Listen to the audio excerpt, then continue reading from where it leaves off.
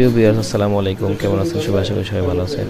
আপনাদেরকে একটি গুরুত্বপূর্ণ তথ্য দেই, সেটি হচ্ছে অনেক সময় কিন্তু গরু বা ষাঁড় গরু গাভী যেটাকেই বলেন না, মোটা তাজা করতে গেলে অনেক সময় তারা কিন্তু কলিজা কৃমিতে আক্রান্ত থাকলে সেক্ষেত্রে মোটা তাজা বিভিন্ন ভিটামিন মাল্টিভিটামিন খাওয়ানোর পরেও দেখবেন গাভীগুলো আস্তে আস্তে শুকিয়ে যাচ্ছে। তা আমাদের এখানে নিয়ে আসা হয়েছে এমন একটি গাভী, এটিকে মূলত মোটা তাজা করে বিক্রির উদ্দেশ্যে আমাদের হসপিটালে নিয়ে আসা হয়েছে ট্রিটমেন্ট করানোর জন্য। তো আমরা একে নাইট্রোনিক ইঞ্জেকশন দিয়ে দিচ্ছি, যাতে করে গাভীটি কলিজা কৃমি মুক্ত হয় এবং কি যা খাওয়াবে কয়েকদিনের মধ্যে পুরোপুরিভাবে ওর শরীরে ধরে, অথবা ওর মেটাবলিজম ভালো হয়।